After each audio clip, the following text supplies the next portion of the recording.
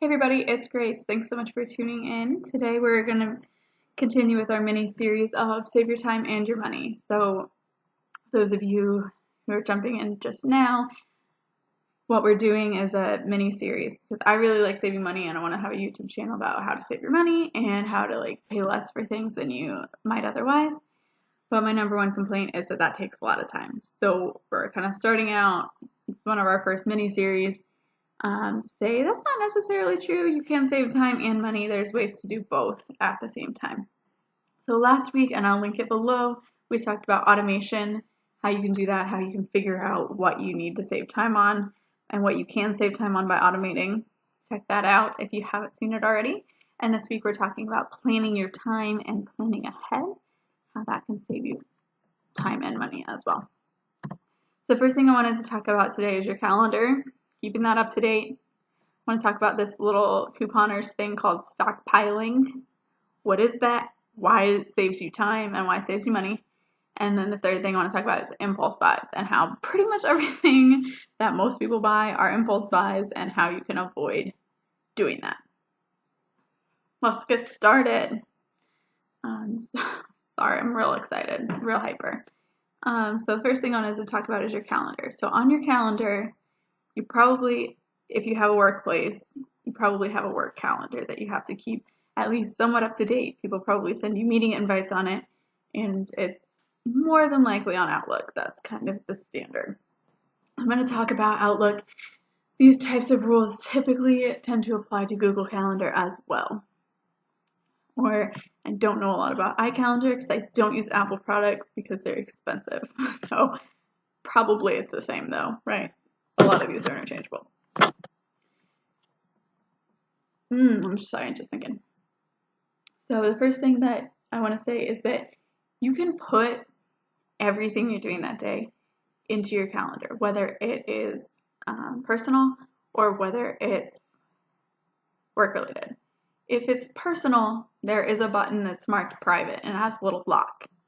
So why I think that's a good idea is that then you don't have this switching back and forth and having to compare your two calendars and make sure that this works for that time and this works for that time. If you put it all in one, mark private your personal things, then you have less to check in between and it just makes you feel more productive. It makes you feel more streamlined and people don't ask you to do things during the times that you have those personal things scheduled.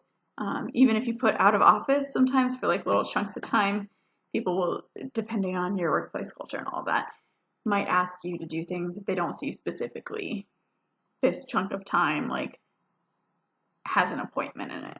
I don't know. I don't know why they do that if they see you're going to be out of office, but sometimes people do that. So I mark it down specifically what I'm going to do and mark it private, and then how that shows up to other people just says appointment, private appointment. Not a big deal. So the reason I like calendars and putting everything that you're doing in your calendar is that it's a kind of an automatic way to track what you're doing. I do like to color code the types of activities I'm doing so I can see at a glance what I'm working on over the week, whatever different types of things that I'm doing. And then one of the things that most of us end up doing at work a lot of times is some form of multitasking, whether that's talking to a colleague and working on something at the same time, whatever it is. So the best thing to do is block out time into little chunks and not multitask, because it has been shown that when you multitask, you do things both slower and worse. So as much as you can focus on one thing at a time, a lot of people I know put headphones on or earbuds in to kind of signal, don't talk to me right now, I'm very busy. And then you can also leave time in your calendar that's open so that people know that they can schedule appointments with you.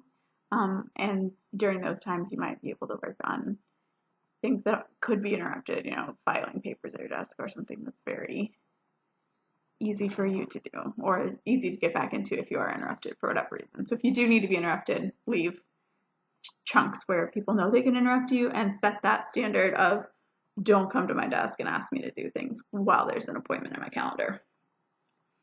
So that's what I would recommend for that. So then when you do have this kind of laid out and you have these colors and it helps you kind of figure out what you've been doing. That can also help you when it comes to like asking for money later on in the year, pay raise time, performance evaluation, however you guys talk about it at your work. It can show your dedication. It can show what you've done. A lot of times if you have similar repetitive work, it can be hard to really remember like what stood out and what things that you've done and how long you'd spent on things and how much value you actually brought to the company. So having it in your calendar is a place. I also recommend putting like big things into an Excel spreadsheet, but we can talk about that in a later video. Okay, so that's your calendar. Moving on to stockpiling. Stockpiling is something that if you've ever watched Extreme Couponers, you probably think, oh man, this is where this crazy lady tells me to go buy a shed. And I'm not buying a shed. I just don't need a shed full of laundry detergent. And you're correct, you don't need a shed full of laundry detergent. You do not. So what stockpiling means is that you pick an amount of time that you want to buy something for. For instance, let's use an example. Let's say that you really like a specific kind of cereal. Let's say you like Honey Bunches of Oats. And I am not sponsored by them. I just picked it. No. If they want to sponsor me, hey, give them a shout out if you see this video. So you like a specific kind of cereal. You go to the store once a week and you buy 1 box of Honey Bunches of Oats for you and your family, and it's $2.50. That means typically on average you are spending $10 a month on Honey Bunches of Oats. But let's say there's this thing called sales cycles that we can talk about a little bit more later.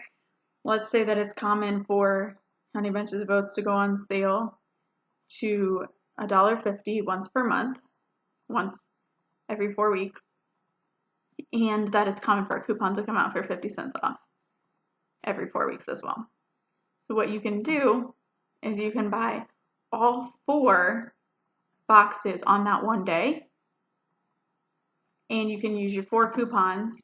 So if it's down to $1.50, you saved $1 per box there, and then you save another $2 with your coupon. You end up saving $6 on that for a month, which is 60% of what you would have spent, and that's extreme couponing. You want to save 60% or more over the price you would spend without coupons. So you save, instead of just saving on that 1 week, you save basically for the cost for 4 weeks. You spend less time at the store because you don't need to go back and get that cereal on those other weeks. That's the general idea about stockpiling. Like I said, there's some ideas there that we can get into a little bit more in further videos. If you have comments on any of those things, how they do or don't work for you, or how questions about how you can make that work, leave us comments and we'll get to them in future videos. The third thing that we wanted to talk about today was avoiding impulse buys. So I know that when you drive to work and you're hungry and you see a Burger King is my favorite place to eat, on the side of the road, and it smells good, and you have just a little bit of breakfast, and oh my god, oh look, that sign says those croissant sandwiches are only 2 for $4. That's not too bad, right? So it can be just second nature to kind of be like, I want something right now, let me go ahead and get it. If you plan ahead, so if you know that you really like Burger King and you plan ahead by making sure you eat before you go into work, if that's gonna like pull you off into the drive-thru, that's a way to avoid that impulse buy. If there's, so you can plan ahead by like bringing food to work so you don't go out to eat a lot. One other thing that tends to be common with impulse buys is like you'll see something on a flash sale online and you get an email and it says 50% off and you're like, I'm so awesome at saving money, I saved 50% today. But literally you just spent money you didn't need to spend because you were probably okay on whatever you had without that. So what I always recommend as well is keep a list of things that you need so that when you do see sale advertisements, you do see things like that, you can get it if it's already on your list, if it's already something that you do need. And then, so the third strategy that I use with that is if you see something, looks like a great sale. Most sales last more than one day, except for those annoying flash sale deals. Just unsubscribe from all of those. Most sales last for more than one day. So if you see something and you're like, I think I really need that. It never occurred to me, but I really need it. I have been kind of like, that would be really good for me and it's a good price. Wait 1 to 2 days. If you forget about it, don't buy it. Yeah. And a lot of times that gives you enough like perspective to really think about and see, like maybe if you're going to buy a lamp or something and when you first see it, you're like, that would look perfect in this spot. But then you're in your house and you're like, maybe I wouldn't put it there. Maybe this, what's already there works fine. So it gives you a little bit of time to just let it sink in. Or maybe you think, you know what, that is a great price for a lamp. I have been needing a lamp. It is really dark there. And I'll read more in that corner if I have a lamp. Go ahead and buy it, as long as it's something that you really think will make your life better.